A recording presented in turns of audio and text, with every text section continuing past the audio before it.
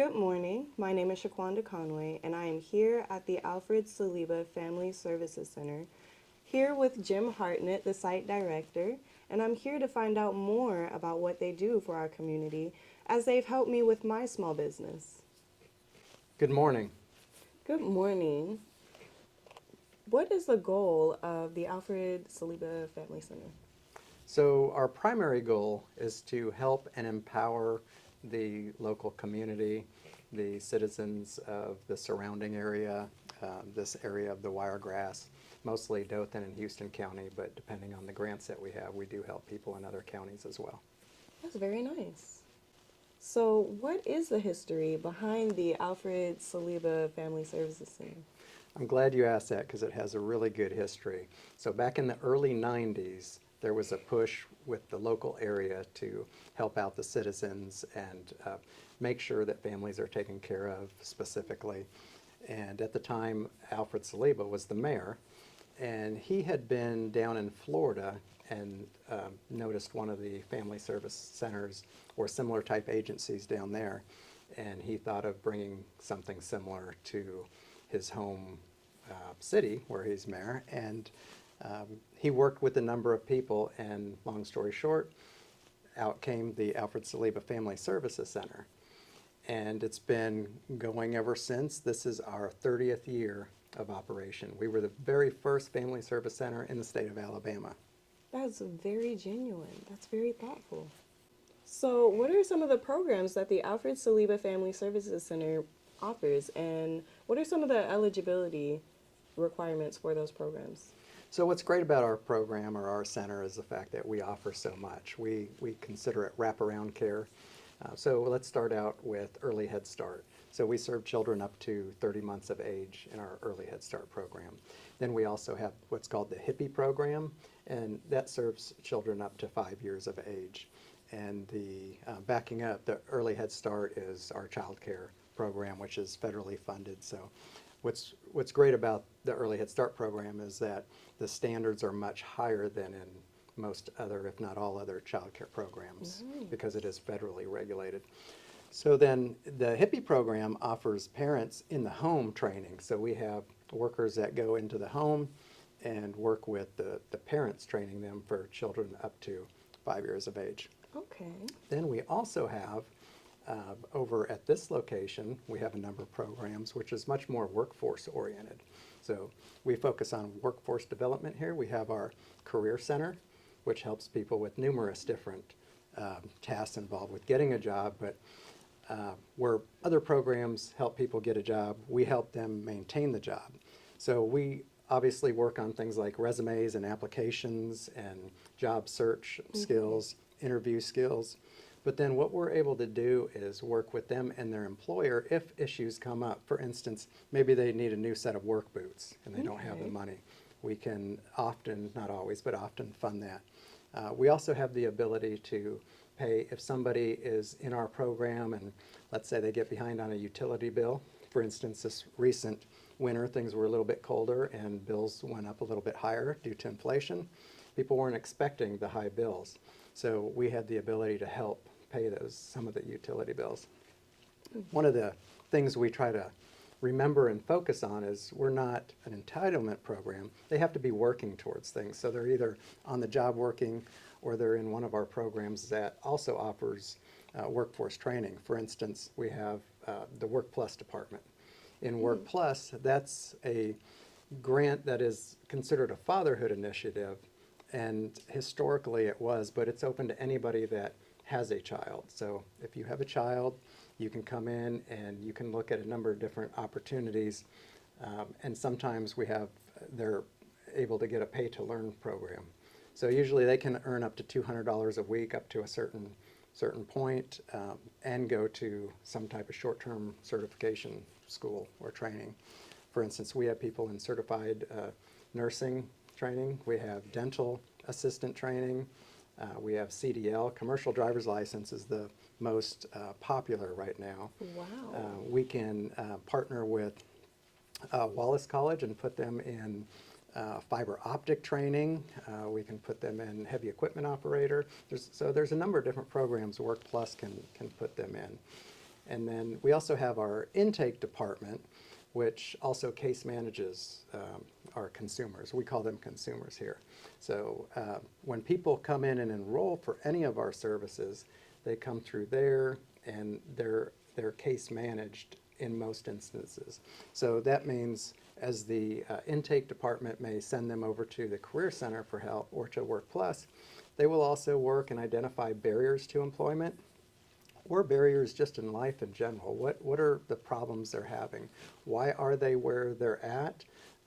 And how do we help them get ahead? So we may refer out for mental health treatment because we don't do that here, or we may help pay for a prescription that they're not able to pay for so they can maintain in one of our other programs. Yeah. So there's a number of different services, and as you asked about the eligibility, there's different eligibility for the programs. For instance, for Work Plus, you need to be have a child in the home. Obviously, for Early Head Start, it's the age of the child. For Hippie, I said up to 5. Then we have a reset program where it's for SNAP consumers that are receiving SNAP. So there's okay. different things. And the A Reset program also offers some job training as well and some other life skills. So I could go on and on. There's a lot of things we do here. And that's impressive. That's amazing. I'm only familiar with the business part. Right. So I didn't mention that. Our other location where our main admin offices are is called the Mixon Business Center. And that's where small businesses getting a start can come and they can lease out really, really inexpensively an inside office where they just have an office, they have internet provided, they have a mailing address, they can even pay for just a virtual office for, almost pennies a day. We also have our exterior building where they can actually get some good square footage. In those offices, we don't provide the internet or electric like we do on the inside, but we do rent them very cheap for them. And while they're there, if there's any assistance we can give, we give them assistance. Sometimes we bring in trainers for small businesses to teach them things that they may need help with. Getting started in business, you really don't know what you're getting into. Yeah, exactly. Usually it's a couple of years down the road that you realize, uh-oh, I didn't structure my business properly, or I didn't handle bookkeeping properly, things like that. So we can assist with those things as well. And that's very nice. I'm interested. Yeah, it's a great opportunity to help anybody just starting out because, as I'm sure you're aware, it's quite expensive getting your start when you're Yes. not generating the revenue yet. So we help them out, and that's all part of helping the community. What we do here with all our different services, we're trying to empower people, trying to address generational poverty, and making sure children have food in the home, helping parents that are just overworked, whether it's a single mom working 3 jobs trying to put food on the table, or it's a intact mom and dad both, just trying to get the bills paid and still take care of their children. Well, that's amazing. Thank you. You're welcome. So, Jim, what piece of advice would you have for anyone coming to look for help here at the Alfred Saliba Family Services Center? Well, what I normally tell people, and it's somewhat age dependent, when you're younger, because we do get the high school age or the youth that have dropped out, and I failed to mention that earlier, that Wallace College comes here in partnership with us to do GED classes. So it's the common responses to youth is get through high school, don't have kids, graduate, focus on your education. And I'm all aboard on that. However, if we don't have something that motivates us, it becomes more difficult to get through, whether it's high school GED classes, college, vocational programs. We need to find the things that really drive us to overcome those barriers, because we all have them to some extent, some people more than others. But if you're not motivated, it's just that much more difficult. So when I work with people, or when I talk to people of any age that want to improve themselves, it's what is your mission? What is the thing that motivates you? What is your reason for doing something? So, and it can be something like, why do you want to get off of drugs? Why do you want to quit drinking? Why do you want to go back and get your GED? Where do you want to be in life? Sometimes we work with people and we do vision boards where they cut out pictures in magazines of, what they would like. And it might be a picture of a cruise ship, it might be a fancy car, it might be, travel, or it might just be a house. And, those become those motivating things. So that's the first thing, what is it that's really going to drive you? We have often, with what we call our core consumers here, we do goal sheets and we rate those goals. And, setting those goals, they can be very small depending on their needs, or they can be large. But it's how do you get through the day-to-day grind and push through to reach those goals? So that's the first thing that I always try to focus with people, because it's easy to say, I'm here because I don't have money, I don't have a job, can you guys help me? Well, yeah, we can help you get a job, and maybe it's, we don't want a minimum wage job, we want something better, but we may have to get you something that works with your qualifications at this point in time, but we don't want you to stay there.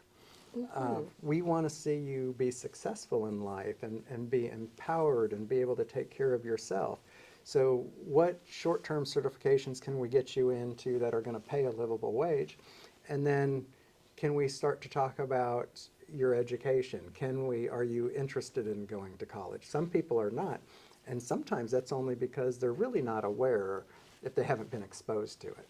So I reflect back on some vocational psychology that states or that demonstrates that the way you go into a career is what you're exposed to. So think about it. If you grew up right here in this neighborhood where we're at, and you've never been exposed to other careers, you only know what you know. And maybe the things that people go into or the jobs here in this local area, I don't have an interest in. So what's pushing me? Where's my drive coming from? If I don't like what I see, why am I even in high school? Why would I want to go to college? Why would I want to go to a vocational training program that I'm not interested in? So I try to expose people to more that's out there and try to find them those things that they say, hey, that's interesting, or I would like to do that. And it's not just all about the dollar, but that matters too sometimes. So sometimes people can say, yeah, making $100,000 a year is very motivating. But sometimes it's, I want to get into this career because I find it really interesting. So that's the number one thing, is trying to get that motivation. And then we work on, those things that are current barriers. They have to be honest about those things before we can help them with those things. And some of it just goes back to that motivation, and that if they don't have that drive, then they're good being homeless. I mean, they can get around, and we do have them. We've had them show up right here at our steps out front that they don't know where they're going to stay the next day.